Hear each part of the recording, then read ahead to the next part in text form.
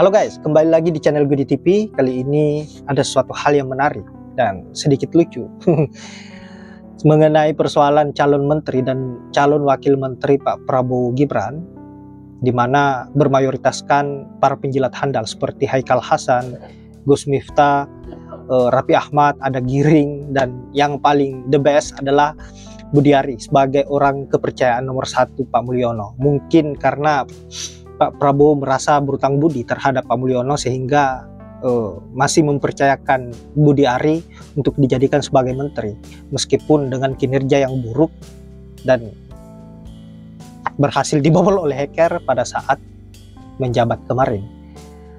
Entahlah apa yang ada di pikiran Pak Prabowo sehingga orang-orang yang tidak mempunyai kapabilitas, tidak mempunyai rekam jejak yang baik, tidak mempunyai kontribusi terhadap rakyat Indonesia, kemudian dijadikan sebagai menteri maupun wakil menteri.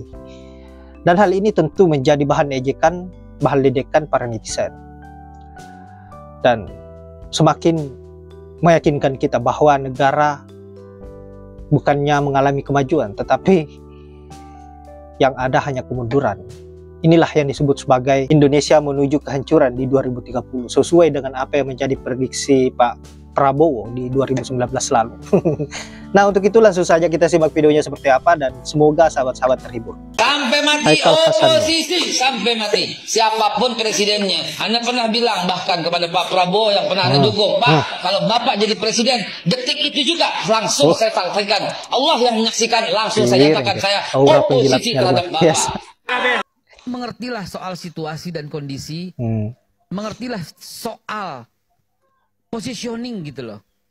Jangan lupa Pak, beliau ini jenderal yang sangat patuh dengan pimpinan. Nggak mungkin juga Pak harus bertentangan dengan pimpinan. Izinkan saya mengutip sedikit cerita. Ya. Ibrahim alaihissalam, dia nggak akan merebut kekuasaannya Namrud. Ibrahim ada di dalam itu untuk mengingatkan Namrud.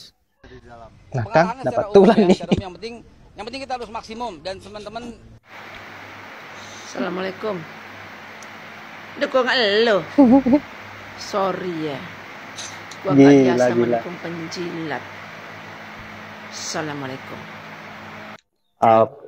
Kepentingan publiknya. Nah ini ada Mas Ari Budi ya. Budiari. Budiari. Ya, kita akan sama-sama mendengarkan pernyataannya. Nanti pengumumannya nanti tunggu Pak Prabowo yang sampaikan sebagai presiden. Gila. Terpilih. Parah sih. Dalam pengumuman yang akan disampaikan oleh beliau langsung. Tapi yang pasti bahwa kami berdiskusi tentang bagaimana ekonomi rakyat ini harus diperbaiki. Oh, berarti kalau lebih spesifik ekonomi. Ideologi ekonomi negara harus dikembalikan sesuai dengan filosofi negara ini didirikan, gitu ya. Oke, cukup itu aja. Cok, dari mana Cok? Habis bikin SKCK, Pak Budiari aja bisa jadi menteri lagi. Masa orang kayak kita nggak bisa? Itu mah nenek-nenek yang ikut sekolah rakyat itu masih bisa jadi menteri kalau Budiari doang. Cok, pulang ke Kertanegara. Bahaya nih. Hati-hati ya. Sukses. Maka saya paling tidak mau ketika pondok pesantren dimasuki politisi-politisi busuk. Ya nyuwun saya uang model ngoten iku dadi pejabat mesti gaweane mung maling nggih napa mboten? Yang jelas bukan wakil menteri. Jadi Bapak perintahkan untuk lebih banyak fokus di bidang moderasi, toleransi dan semacamnya. Jadi walaupun kita berangkat masuk ke beliau bersama-sama, tetapi dengan tugas bidang masing-masing. Dan juga bukan dalam bentuk badan ya. Tapi yang jelas ada amanah presiden yang kemudian saya diperintahkan untuk lebih fokus kepada masalah toleransi dan moderasi. Ya saya belum tahu bahasan seperti itu. Ngeri. Arahnya pun sama. Di bidangnya apa ya Kak?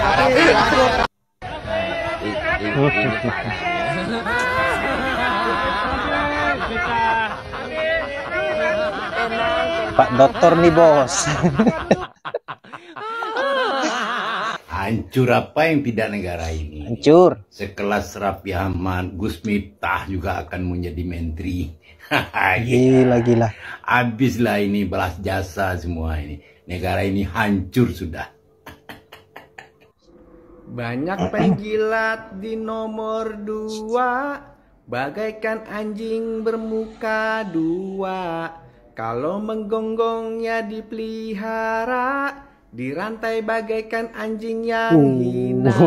Mas Kaisang besok ini pengen jadi menterinya Pak Prabowo nggak Pak? Apa? Pengen jadi menterinya Pak Prabowo nggak? Semua kami serahkan hak prerogatifnya kepada Pak. Mirip bapaknya loh. Indonesian culture and Wamen ikut ya? Nah, Wamen ikut. Tapi akan kerja bareng. Posisinya Wamen, Mas. Kerja bareng Pak Fadlizon. Oh, nanti akan sama Pak Fadlizon. Pak Prabowo aja dong. Nanti kerja sama Pak Fadlizon. Bersinergi begitu. Ya, nanti Pak Prabowo. Kementerian Kebudayaan, Mas ya? Pak Prabowo yang jawab. Ya, Oke. Tentang fakta integritas juga sudah belum? Berarti sudah fix itu. Berarti besok ke Hambalang. Apa? Baru ke Hambalang. Tahu. Oh, dalam. Pak mana sini? Oh ya. Siap. Berarti Mas ya. Ya, pokoknya tolong nanti tak langsung ke Bapak Prabowo. Oh alah, ternyata dipoles. Oh ini ya. Tagline terima kasih Jokowi ya. Pengangguran lagi naik-naiknya, di pinggir jalan malah banyak baliho yang bertulis terima kasih Pak Jokowi. Kemiskinan lagi naik, negara sedang mengalami deflasi selama 5 bulan berturut-turut. Hancur. Ada baliho yang bertuliskan Pak Jokowi guru bangsa. Aduh. Dan Indonesia masuk negara 3 besar yang mengalami kelaparan di Asia Tenggara. Malah banyak baliho yang bertuliskan terima kasih Pak Jokowi.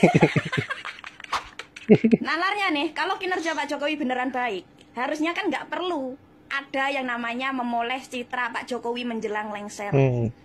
Seharusnya juga istana nggak perlu mengeluarkan uang banyak untuk membayar media, untuk memberitakan hal-hal yang baik tentang Pak Jokowi menjelang lengser. Nggak perlu juga tuh istana membayar para buzzer-buzzer untuk memuji-muji Pak Jokowi. Betul. Kalau beneran baik, ya udah baik aja, nggak perlu ada polesan. Karena setahu saya mobil kalau dipoles itu artinya bekas tabrakan. Kalau nggak penyok ya rusak. Karena nggak ada tuh mobil udah bagus, udah cakep, dipoles. Nggak ada. Justru saya menilai apa yang dilakukan oleh pendukung Pak Jokowi di istana inilah yang makin memperburuk citra dari Pak Jokowi. Nalarnya tuh begini. Kalau emang udah baik, udah bagus, kenapa dipoles? Karena sejatinya polesan itu hanya untuk mobil yang ringsek, penyok, atau rusak. Udah. Apalagi momentum polesan dari pendukung Pak Jokowi di istana ini kurang pas. Masa iya Jokowi dicitrakan baik ketika negara sedang mengalami deflasi selama 5 bulan berturut-turut. Pengangguran sedang banyak-banyaknya. Kelas ekonomi rakyat turun kelas. Kemiskinan sedang naik-naiknya. Nah, kalau rakyat sedang mengalami bencana ekonomi di akhir jabatan Pak Jokowi, gimana mereka mau percaya dengan baliho yang bertuliskan terima kasih Pak Jokowi? Atau boleh aja mencitrakan baik tentang Pak Jokowi, boleh, tapi lihat momentum dulu. Nah, kalau keadaan negara sedang mengalami deflasi selama 5 bulan berturut-turut, di akhir jabatan Pak Jokowi terus dicitrakan baik, ya ini namanya hiperbola. Dan artinya pendukung Jokowi di istana nggak bisa melihat momentum.